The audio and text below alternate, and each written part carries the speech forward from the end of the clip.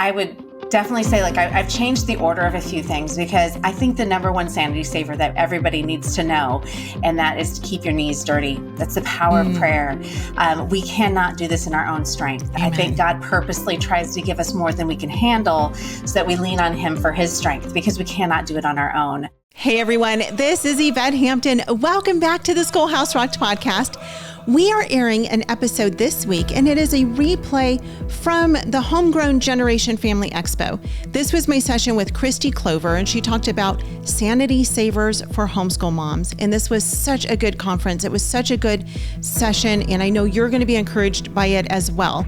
So I hope you'll enjoy this first part of my interview with her, and then we'll play the rest of it throughout the rest of the week. But before we get back into it, I want to say thank you to our sponsor, BJU Press Homeschool. Every child has a unique individual learning style. BJU Press has video lessons with engaging teachers to lead your children through each of their academic subjects. Visit their website at bjupresshomeschool.com to see what courses are available for your students. Now enjoy part one of my interview with Kristi Clover. Hey everyone, this is Yvette Hampton. I am so glad to have you back with us for the Homegrown Generation Family Expo.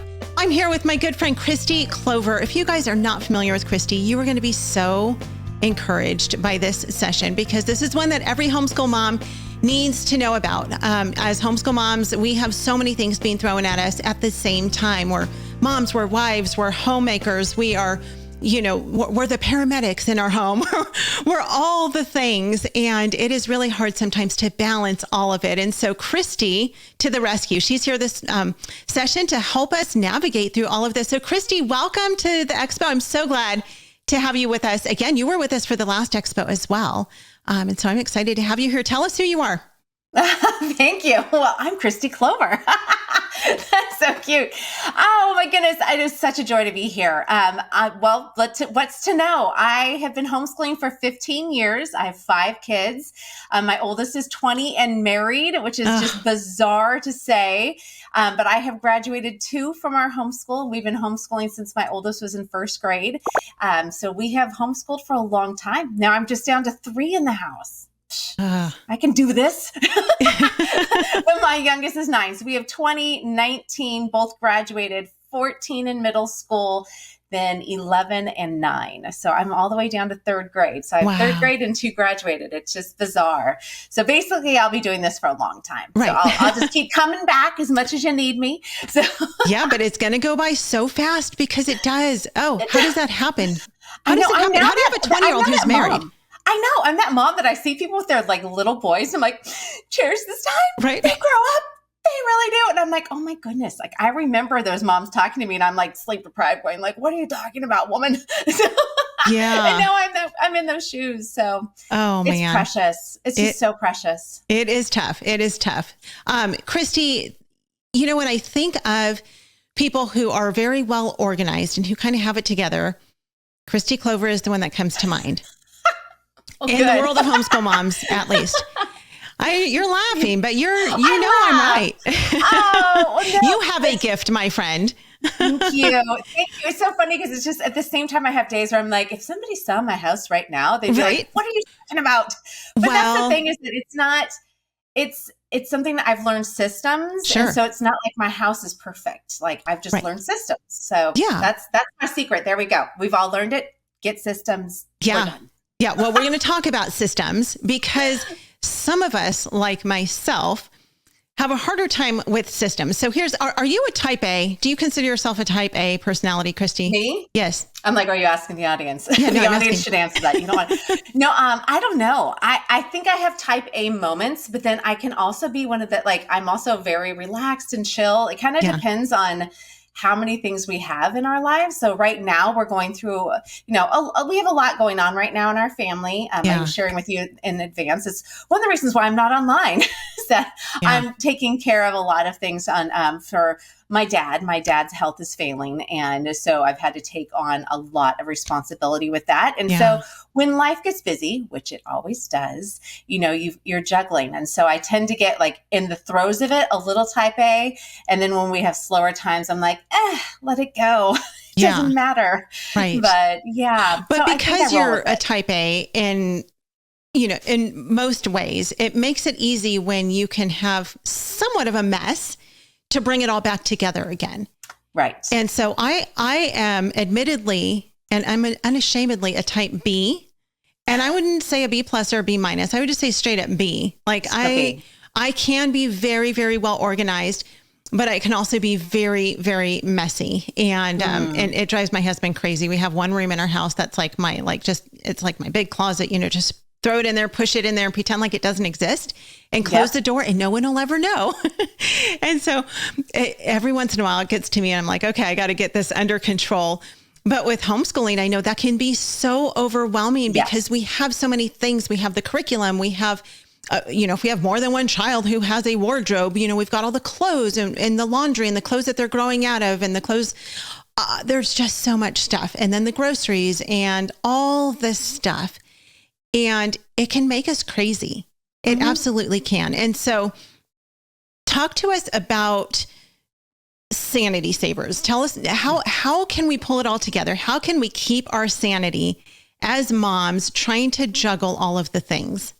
Well, I will say that it's funny because, you can download my Sanity Savers book but I would definitely say I've changed the order of a few things because I think the number one sanity saver that everybody needs to know, and that is to keep your knees dirty. That's the power of prayer.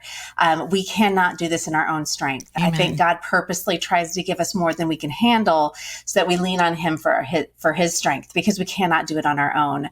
So I would say that's probably my number one tip is that I find that when I'm starting to feel the stress, I'm starting to feel like I'm losing my mind. It's usually when the Lord's going, hello, you are trying to do this on your own and you can't. And so what I've really learned to do is just kind of hands off, just offer it to him. And I have to just pray. And I kind of have a set, some set scripture that I like to look over. And most of those tend to be all about trusting the Lord. I have to trust the Lord. I have to go to him, offer to him to be like, Lord, I can't do this right now. I don't have the capacity. So you're going to have to increase my time or, do something miraculous to pull it all together. But I like to remind myself that, whenever he has called me to something, he equips me for it as well. So I know beyond a shadow of a doubt that he has called me to disciple my children. And part of that discipleship is homeschooling. So since I've been called to disciple and homeschool my children, the children he has blessed me with, I know that he is equipping me in the process as well. And so oftentimes when I'm getting overwhelmed, I have to slow down and make time for my time to be in the Word, make time to pray. And what I'm also finding that's really important and has started playing a role more and more for me is worship. Sometimes I just have to flip on some worship music and just, sing out and just praise him. Because I think that there really is a heart and an attitude change when we're praising the Lord and when we're worshiping him. And yet there's other times when I have to turn everything off. Like sometimes when I'm driving, it's great to have worship music on, but sometimes I just need the quiet and just time to commune with him. So it's kind of this balance. You kind of have to see where you're at. But I would say getting alone in his word is important. Again, praying, just in the quiet, finding ways to quiet, things out. And that's hard when you've got little kids. Right. But, there's all kinds of little tricks and tips and how to do that. Like one of the things that I did when my kids were little to get time in the Word is I would just leave my Bible open in the kitchen. Like our kitchen and family room are right next to each other. I would leave it at the end of the island, just wherever it was I was reading, sometimes just to Psalms or Proverbs. And that way when I'm walking over, I can just kind of do a quick little okay, that's right. Trust in the Lord with all your heart, lean not on your own understandings. I'm like, okay, I got this. I can do this. So just, using it like it is. It's in the kitchen. So I'm like, it is food for my soul. So there it is. Yeah. But that's definitely my number one tip for people is get your knees dirty. I love that. I love that so much. Have you tried CTC Math yet with your child? Here's a testimonial from another happy homeschool mom. Amber said, I'm absolutely thrilled with CTC Math. It's a rare find that I've used with my children for more than 5 years now. I have 6 children using CTC Math, and each child has found it easy to navigate and very applicable. Thank you so much for all that you are doing in providing quality math lessons for my children. If you're looking for a great online math program, visit ctcmath.com. That's ctcmath.com. Are you looking for a homeschool curriculum that goes beyond textbooks and truly engages your children in the joy of learning? Apologia's award-winning curriculum is written by homeschool parents to specifically meet your needs and captivate your students with hands-on activities and experiments that make learning unforgettable. With an easy-to-follow, open and go format, Apologia takes the stress out of planning and provides a simple roadmap that can easily be tailored to your family's needs. Explore live classes or self-paced courses designed to accommodate every student's unique learning style. Elevate your child's education, spark their curiosity, and nurture a lifelong love for learning with Apologia. Discover Apologia today at apologia.com. Years ago, it was a few years ago, we had someone on the podcast. I think it was Amy Smith. I could be wrong. But I remember her talking about how she actually set a timer, a prayer timer, like every couple hours throughout the day. And it was just on her phone, and every day it would just go off at certain times. And she said because she got so busy in her day that she would forget to just stop and pray. Yeah. And after so many years, her daughter just followed suit and started doing the same thing. And I was like, that's amazing, because we need to go to the Lord. But sometimes we get so wrapped up in the busyness of the day that we forget, or we just think, I don't have time. I don't have time to get on my knees right now. Are you kidding? I've got 6 loads of laundry piled up on the couch. And so just having that reminder of stop what you're doing, take it to the Lord, and then come back to it. Because, we'll take a phone call in the middle of the day from a friend. Yeah. And we'll take time to talk to our friends. So how often do we take time to talk to the Lord? So I love that so much. I love just starting out with prayer and praise, and worship is amazing. Do you have specific worship? I love asking this because I have my specific favorites. Do you have favorites that you like to listen to when it comes to listening to worship? Goodness, I kind of keep creating new playlists on my Spotify, but right now, I mean, I love so many. I'm trying to think. I couldn't tell you, gosh, I should look on my phone and tell you. There's a new Rachel Lampa and Toby Mac song. I think it's it's something, Redeemed Love. I think is the name of it. That's my favorite. I'll play it over and over again. I'm just blanking on the title. But no, I just create a playlist. And as I hear songs on the radio, I create a playlist. And then we actually have our older boys who also have Spotify. And my husband and I were always like, oh, I heard this song today. It's so good. So it's a lot of times my worship music reflects on where I am and what I need to hear. And what I need right now for me personally is I need the constant reminder that oh my goodness, my God loves me so much. And so my Heavenly Father is there for me. He is just pouring out his love into my heart. I've been reading through Romans 5:5, which talks about that, how he pours out his love into our hearts. And I just love that picture. So there's so many just beautiful things. And so my worship right now is really reflecting that. It's reflecting just the Lord's love for me and how much he loves me. So which we need to be reminded of all the time. Yes. We always tell our kids, I love you, I love you, I love you. At least we should be. If you're not saying that to your kids on a daily basis consistently, you should be reminding them of that. But we need to be reminded as moms as well. Like you said, that God loves us. He hears us, he sees us, he knows us, and he loves us more than anything. And so being able to just listen to worship music and worship along and worship the God of the universe, it doesn't get better than that. And then doing that alongside of our kids, it's just an incredible privilege that we have. I share with people. Yeah, I share with people, it's really important to let your kids catch you in worship. I've been doing more Bible teaching lately than doing a lot of these. And so I was actually just sharing that with our women's group the other day, is that it's important to let our kids catch us in the word. Slow down and you don't have to have it cleaned up before they get up in the morning, but let them catch you in the word, because you want them to see the habit. I remember when one of my boys asked us, we were talking about financial stewardship, and my husband was teaching on, tithing and things like that and giving. And they're like, do you tithe?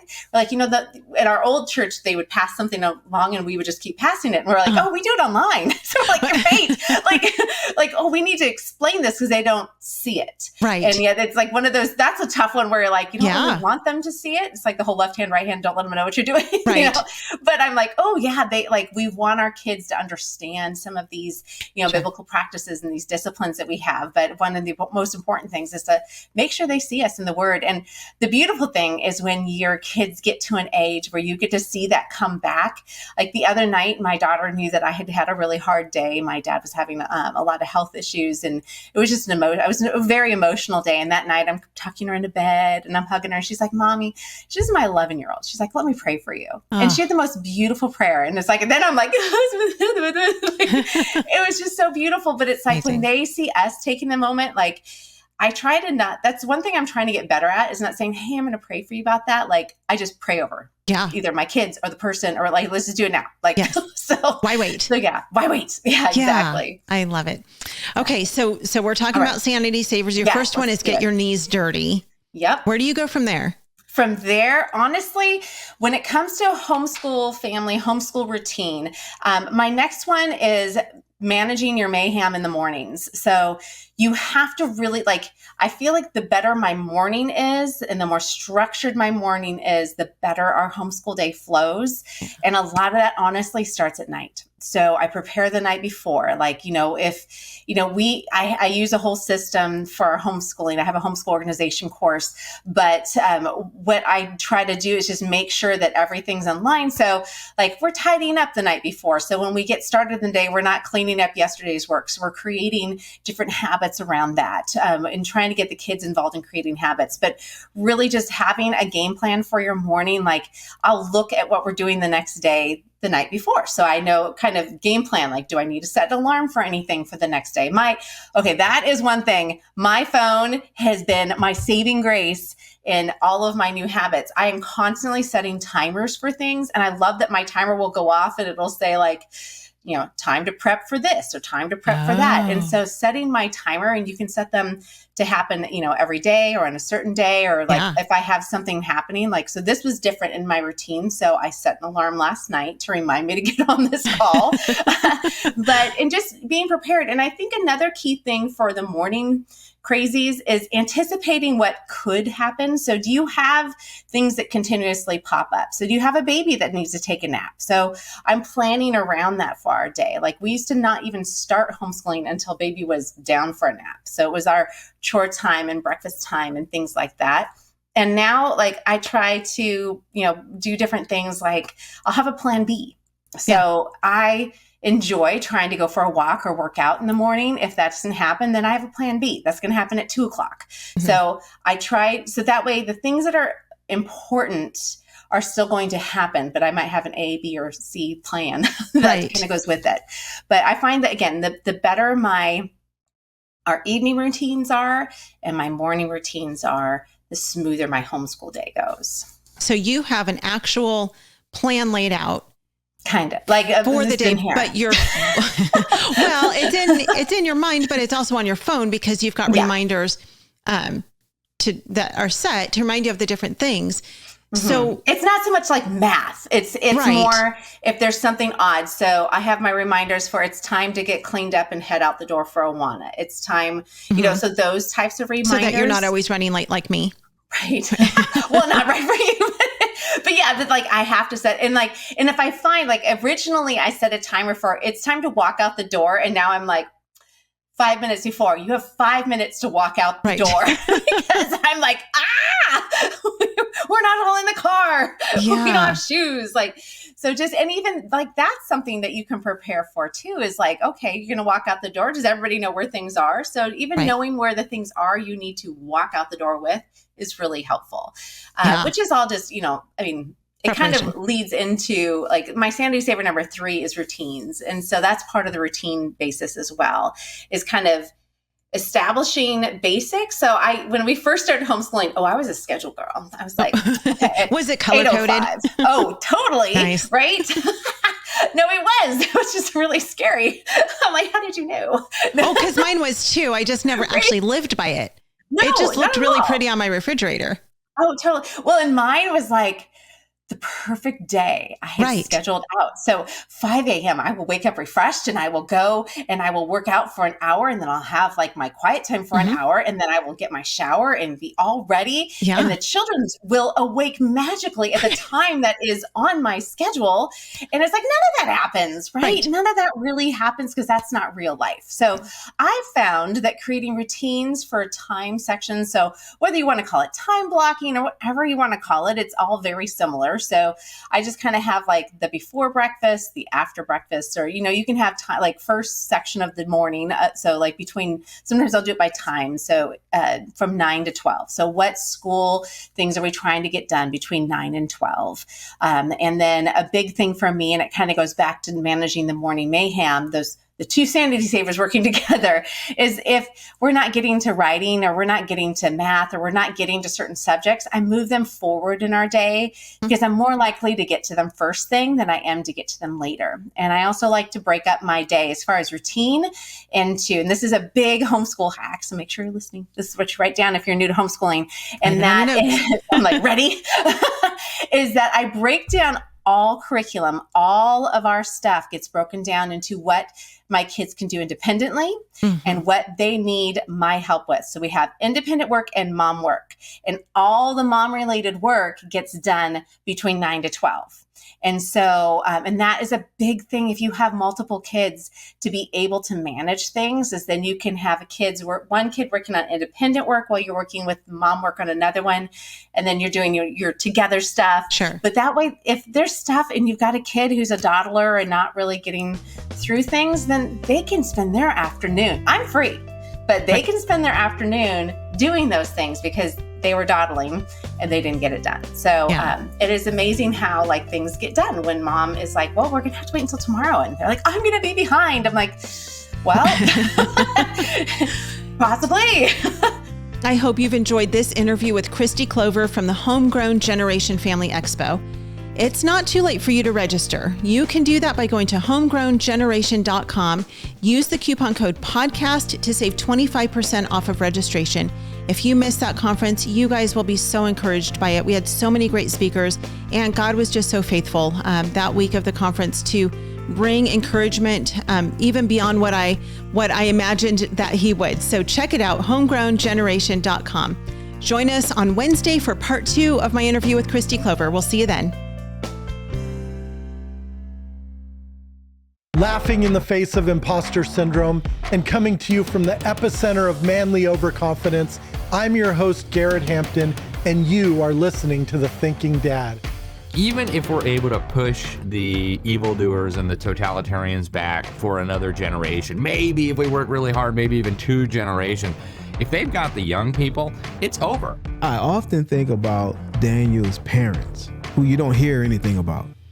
But they must have laid down the foundation for Daniel to be able to go into Babylon and not fall.